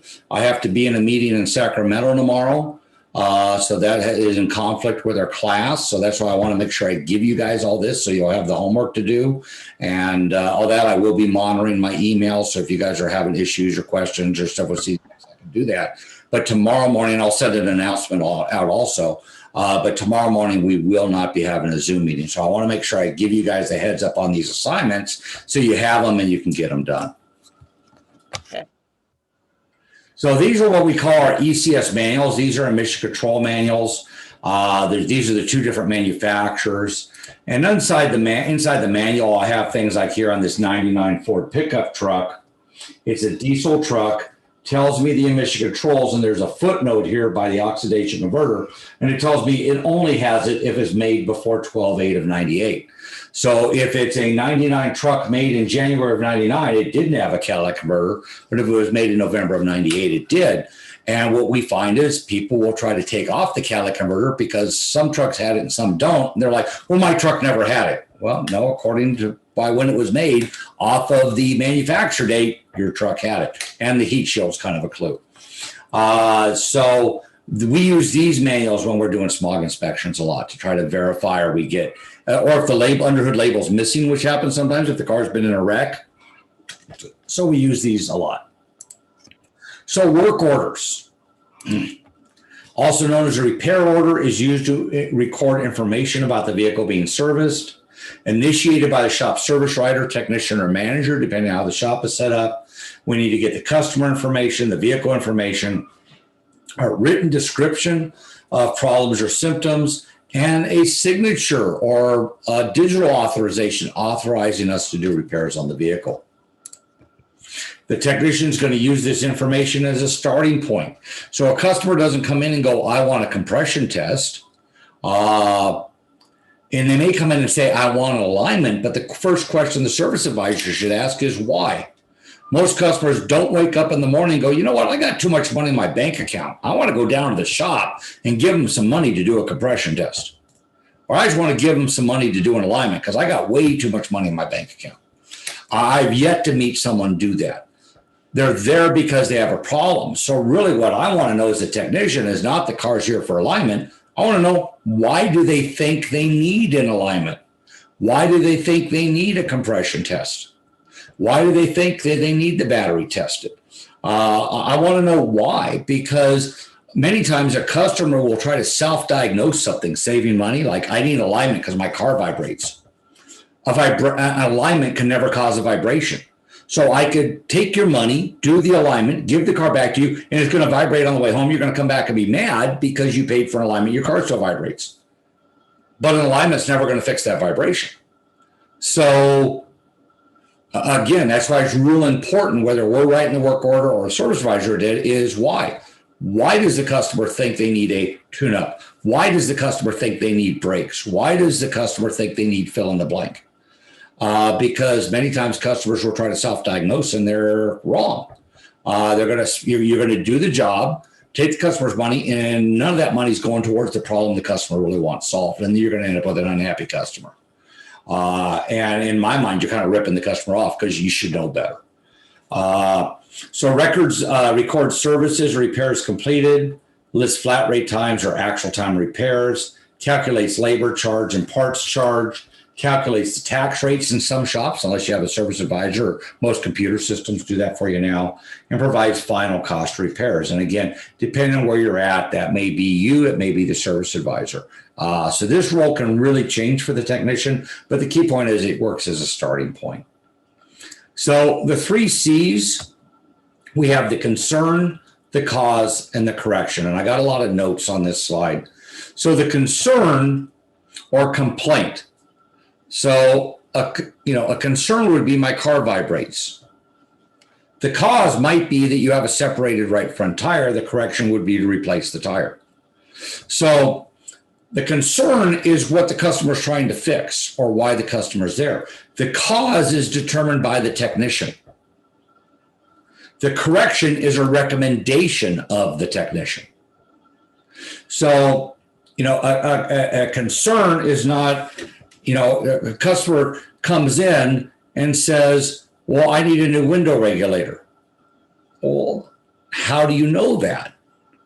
What's the real concern? Well, the concern is the window goes down, but it doesn't go up. Okay, that's the concern. So the diagnosis may be a regulator problem. It could be a switch. It could be something else. There's a lot of things that could cause that. So this is really designed to where we want to put the customer, what's the problem you're actually trying to fix? Is it a noise? Is it a vibration? Is it poor gas mileage? Is it you failed smog? What is it you're trying to fix? So instead of a customer coming in going, well, I need a new catalytic converter. Well, why? Well, I failed smog. Okay, so what you really want is to pass smog. You may or may not need a new catalytic converter to do that. So I shouldn't just put a catalytic converter on. I need to find the cause of why you failed smog and then give you my recommendation for the correction. And so I have a lab sheet where you're going to fill out and explain concern or complaint, cause and correction, an example of what that is. Also on work orders, there is a book here, and I have it on the assignment for the work order, which is Write It Right. And this is something you need to go through. So this covers rules governing how repair shops must operate. It also has the answer to question number 1 on the lab sheet as far as what is required for customer information to be on a repair order. Work order requirements, customer protections, quick service. Not all regulations are covered here. It does cover specific regulations on air conditioning, automatic transmissions, and ball joints. Those are 3 areas we specifically regulate. So that is the Write It Right assignment. And I'll highlight those. I also put in the PowerPoints. I'm going to skim through these pretty quickly. I got some auto measuring systems in math, so this is conversion. When we're talking about temperature, sometimes we see it in Celsius or Fahrenheit. When we look at electric vehicles, power is in kilowatt hours, not horsepower. Torque may go between Newton meters and foot pounds. We deal a lot with either displacement, liter versus cubic inches, things like that, cubic centimeter. Pressure, kilopascal versus PSI. When it comes to pressure, we look at pressure in bar, kPa, and PSI. So we're moving things back and forth. So there is some conversion as we get into sensors and into how vehicles operate, where we'll see some stuff go back and forth there. So again, just a quick reference. Here's a conversion chart with some numerical. Again, I just put this in for reference. I'm not asking any questions on this. This is not something you need to study. This is one of those things you need to know it's there. Certainly when in the lab, a lot of times I'll get a specification in Newton meters for torque and my torque meters in foot pounds. So I need to convert that or vice versa. There's also a decimal equivalent chart here. So we can see that 3/4 is almost exactly 19 millimeters. And 1/2 inch is just under 13 millimeters. 5/16, if I look at it, is almost right about 8 millimeters. So there's certain size, 7/8 is 22 millimeters. This is helpful if you have a wrench that's not quite, gee, this just feels a little loose. Well, am I just a little bit off and I'm using the wrong set? Because especially in the 80s and into the 90s, a lot of domestic manufacturers use standard and metric on the same engine. And so you've got both sets of wrenches out trying to figure out which do I need to use so you're not rounding stuff off. Our number systems, we have micro, milli, our actual value, and then kilo and mega. So we're going to see this a lot as we move into electrical. So chapter 50, 51, 52 deal with this scale a lot. And when I look at this scale, we can see all of these are exactly the same value. So 1 is the same as 1,000 milli or 1,000,000 micro, or 0.001 kilo, or 0.000001 mega. It's all the same. This all means the same thing. It's different ways of displaying it. So depending on where my meter is, or depending on where the specification is, I may get a specification as 2,000 ohms or 2 kilo ohms. I need to understand those are the same things.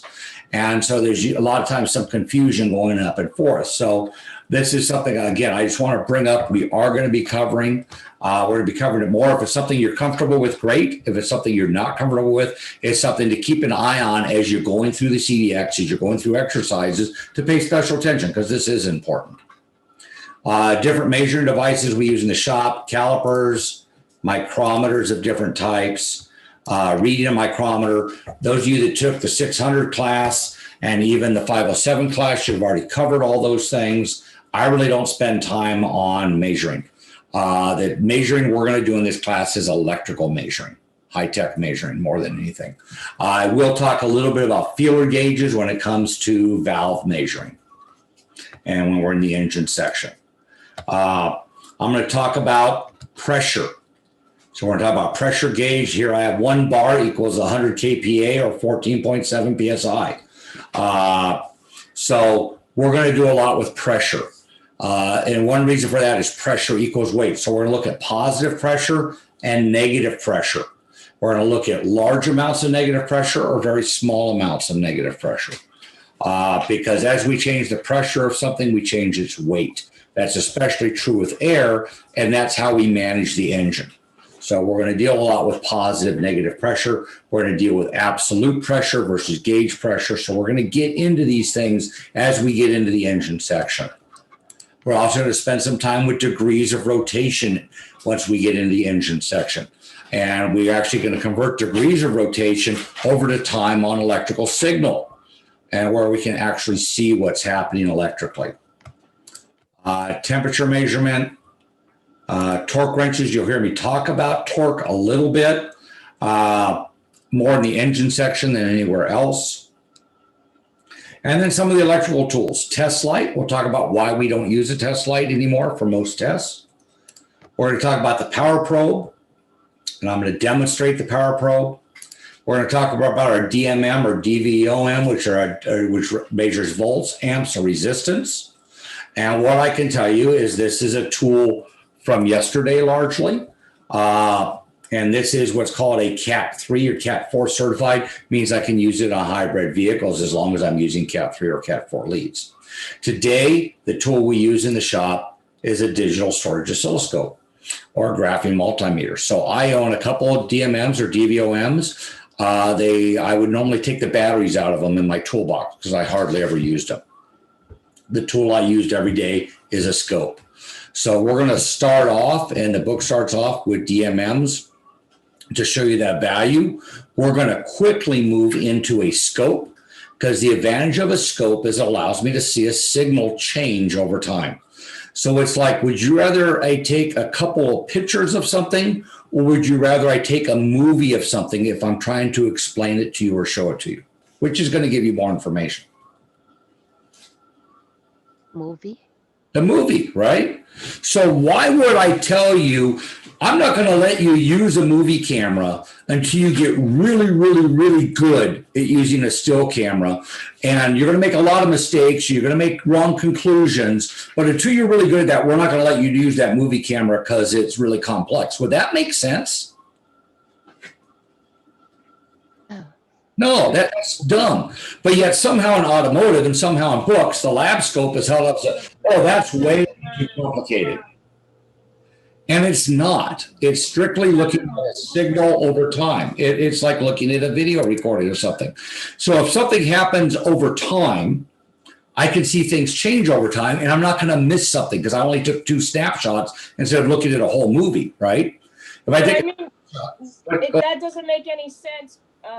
Why you wouldn't want to do the second one, because if you're taught correctly on how to use it, then it's not complicated anymore. Exactly my point. Exactly my point. It's silly. Why would I limit you to still pictures and you take a picture of someone in the next picture they're eating ice cream and you don't know how the ice cream got there?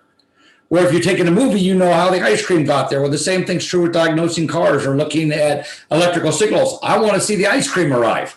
So I told you I love food analogies. So and that's the advantage of the scope. And Amanda's 100% correct. It's not complicated once we learn how it works and learn a few rules. So the first thing we're going to do is we're going to learn about electrical circuits, how they work. We're going to see what the meter shows us, and then we're going to convert that to an electrical signal we can see on a scope. And so we're going to use this scope to not only show you electricity and help teach that, sensors, how an engine works inside, emission control says how emission control systems work, how the fuel system works, how the ignition system works. We can explain it all electrically with a scope because it's all controlled electrically. Different things are happening. So the scope allows us to almost have X-ray vision. I can see things without taking things apart. The other advantage of the scope is some things happen in as little as a millisecond. Well, if it's happening in a millisecond, good luck hitting the button on that DMM at the right time, right? But if I'm taking a movie of it, I can see that happen. So this is a tool we're going to spend a lot of time with. Today, this is the go-to tool in the auto industry. Is a scope of some kind. Graphing multimeter covers slower signals. A lab scope covers faster signals. This particular tool has both. I can use a lab scope with slow signals. I just can't use a graphing multimeter with fast signals. So this is something we'll spend some time with.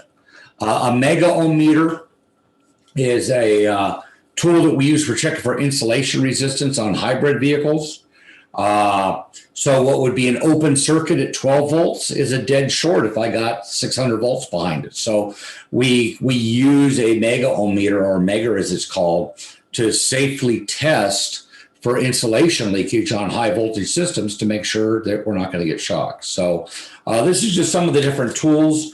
On campus, I get to demonstrate a lot more of them. We will be demonstrating some of them in this class. I've shot some videos on different things. I have quite a few lab scope videos in this class that I've done, looking at different signals that we use throughout, including I show you how I can use a lab scope when I am checking for high resistance in a battery cable and checking for starter draw to see if I have all my cylinders in the engine are good. So that's kind of a neat trick. I can tell you if all the engines and the cylinders in the engine are not only good, but also the same with a scope on a battery cable while I'm cranking the engine. That's kind of cool. That's a lot quicker than a compression test, isn't it? So a lot of it is kind of getting out of the box. What can I learn with the tools I have?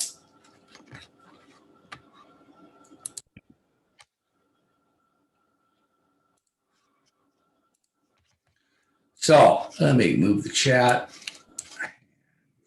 that. Come on. All righty. So let me get into our course module, and I opened up some assignments. And so I opened up the VIN, the safety label, and the Vecchi label. Also repair orders and 3 C's.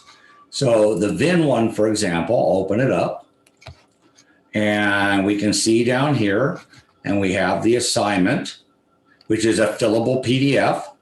So you can download it, fill it. So if you download a fillable PDF, you need to download it.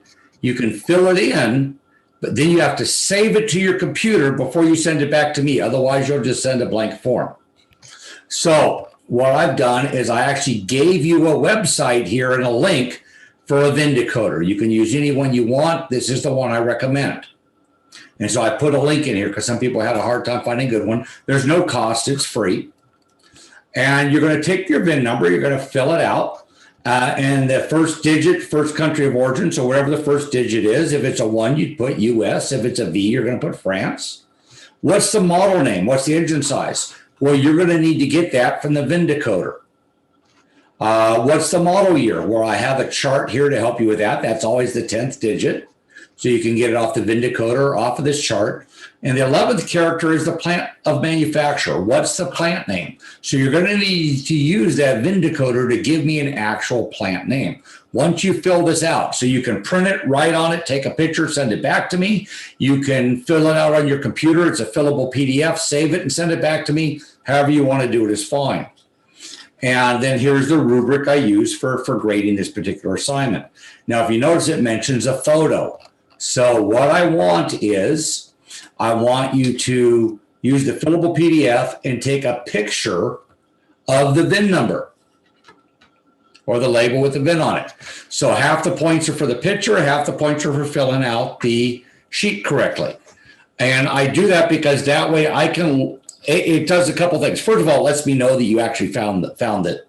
The other is it allows me to look at it, and I can run the VIN decoder. I can double check information if I see something that doesn't look right, or I can help you do it correctly. And once you've done that, now you're going to click the start assignment. You're going to upload a file, in this case, 2 files, and you're going to submit the assignment to me. And so that's what you're going to do for all 3 labels. So I'm going to get a picture from you from each of these. For the safety label, there's a lab sheet. You're going to take a picture of the safety label, and you're going to fill out the lab sheet based on the information you got on your label. And you're going to upload the filled out lab sheet and the picture to me when you submit the assignment. So we're going to do that for all 3 of these. And then the work order one's pretty simple. 2 questions. Again, a fillable PDF. So I have the resource here of Write It right here so you can read it. And then I have the fillable PDF. And I want all the necessary information needed on the repair order about the owner, driver, and the vehicle according to the Bureau of Automotive Repair. And you're working on a vehicle and discover there is an additional part need, but the cost of the part is less than 10% of the estimate. According to Write It Right, how should you proceed? So this is based just on Write It Right. There's only 2 questions. This is a fillable PDF. So you're going to download it, fill it out, save it, send it back to me. Now, as we move into module 2, because you have the 3 C's also used to use the PowerPoint for reference on the 3 C's. We have the parts identification, graded homework, and SP2 if you haven't done it. We have the graded discussion. So you should have done the graded discussion. So here I talk about overview on the electrical module, and then I have a create CDX account online. So many of you already have a CDX account. So if you use CDX in Frank's class or Mr. Jackson's class, you already have a CDX account. The only thing you need to do is add my course ID numbers to your CDX account and send me a message letting me know you've done it for the 5 points. If you don't have a CDX account, I will need to issue you an access code. In order to issue you an access code, I need to make sure you've completed everything I've assigned in Module 1. if you're having problems with your access code, I had someone reach out to me and say they could get in, but they're having a problem logging in with their access code they used in Mr. Jackson class. You're going to need to contact CDX help directly for that. I can't solve that problem. However, if you just can't get into ASE 1 or ASE 6, it might be because you haven't added my access code to activate that module of CDX. So follow the instruction. I have some tutorials here with links on how to either redeem an access code or to put in the course ID numbers. So the access codes are good for a year, and they cost the school $130. So I'm very limited. So if you have a valid access code, I'm not going to just hand out another access code because we know that one's still valid. We need to get it fixed and working or overcome whatever technology issue we have. Which one is yours? Which one? That's it. Course ID. Which one is yours? Course ID. All 4 course ID numbers here are my course IDs. The first course ID we're going to be using is ASE Electrical right here, which is the 53933B, because our first chapters are electrical. So then after that, when we get into engines, we're going to go to engine repair, and then we're going to finish off with engine performance. I do not assign anything in ASE 0, safety and information. That's only there as a resource for you if you would like it. So I don't assign any anything, any work there at all. So is it good to just go ahead and put all the access codes in now? Yeah. And wait until you get to that point? No, go ahead and put them, because that way you have access to it and they work. So you'd want to put them all in now. Okay. And so no, good question. And like I said, I just don't hand out the access codes until after module 1 is done. Obviously, people that already have a CDX account can add this at any time. The reason why I don't hand out the access codes, I want to make sure you're comfortable with the Canvas platform where we are submitting assignments. We're having to download a file, save it, upload a picture, do the things you're going to, participate in the discussion, do the different things, do the quiz, do the different things you're going to have to be able to do in this class to be successful. And I want to make sure you're okay with doing them. So that's why I hold that back, is I want to make sure we've gotten through, we don't have a technology issue, we don't have yeah, I can do it, but I hate this. I don't want to do it. It's not for me. Let's find that out before we spend the $130. And that's my only thing. So I think everyone would agree that would make sense, right? We want to make sure that, hey, this is for you. If it's for you, great. I want to make sure you have access to everything. So as I go back to the module, I'll show you how we do the CDX. So the CDX, I'll click on chapter 50, and it has a rubric. It's locked until tomorrow. Okay, so this will unlock tomorrow. Let me leave student view and I'll show you some stuff then. So tomorrow you'll have access to the CDX chapters. That gives you today to get everything else done as far as the assignment. But if you already have a CDX account, you can go to chapter 50. But for this assignment, you must complete all the assignments below. The pretest, which I don't include as part of the grade, but I like to see how people are before they start. Quizzes, so all the quizzes. The end of chapter questions, the chapter test, and the anatomy of the car is not required but worth up to 20 extra credit points. There's 5 of them for this chapter. So some chapters have 1 anatomy of a car that's worth 20 points. This chapter has 5 that's worth 20 points. And so each chapter has a different number of quizzes, may or may not have an anatomy of a car. So each chapter is a little bit different. All of this is going to be done on the CDX learning site. So from here, you're going to use the link to go to CDX. You're going to complete all this work in CDX. And then when you're done, you're going to use the start assignment, submit the grade to me. And all it is a text. Hey, Mr. Brian, I'm done with chapter 50. Please move my grades. And when you tell me that, I go to CDX and I'm going to take your chapter test and I'm going to take whatever percentage you get on the chapter test. So say it's 95%. Well, 95% of 30, you're going to get 29 points.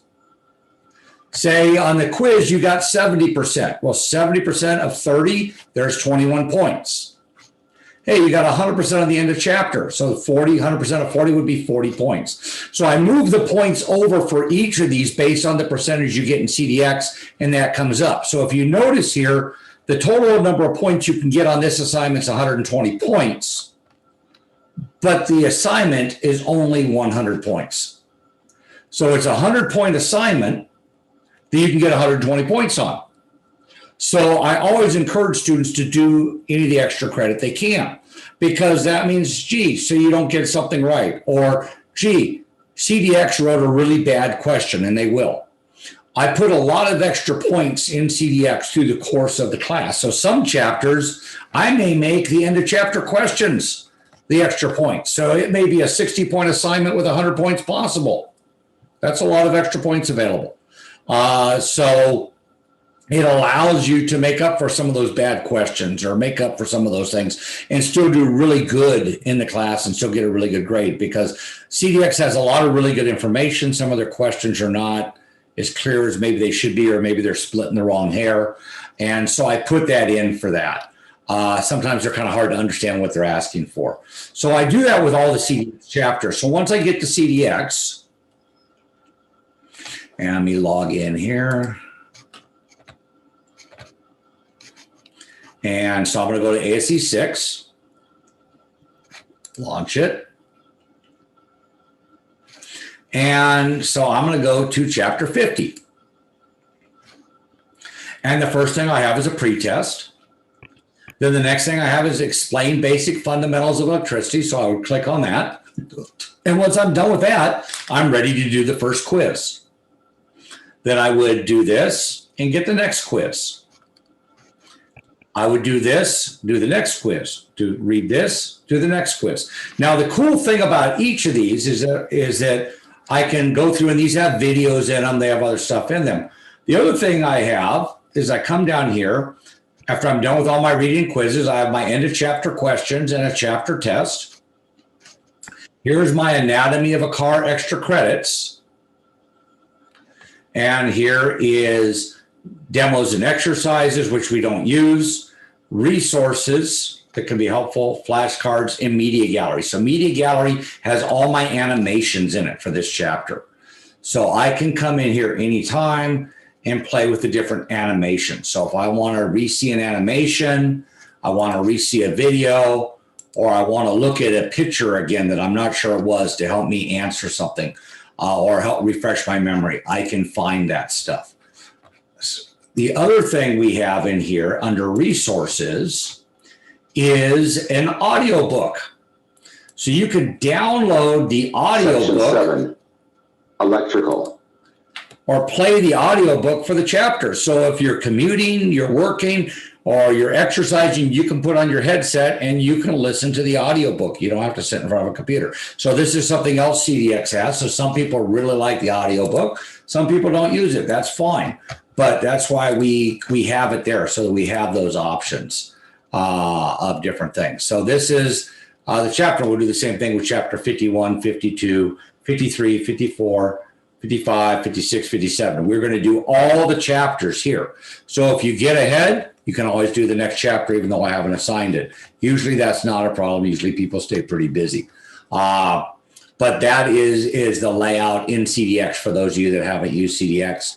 Those you have. So again, in Canvas, I assign what is in each chapter, what you need to do. I give you the rubric for the points, and you can compare the points of the assignment. When I grade it, I grade using the rubric so you can see, boom, here's what I got. Occasionally, I'll have a student that hits in or too quick, and they get 20% on a chapter test, and they don't get another chance. Send me an email. I'll erase your first grade and give you another chance to do it. I'm not going to make you live with it. So that is, so don't get frustrated by that. The quizzes, I think we get 2 chances on each of the quizzes. Keep in mind, CDX does change the questions. So it's not simple memorization compared to the quizzes on Canvas where it's the same questions every time, because I don't have it flip them up.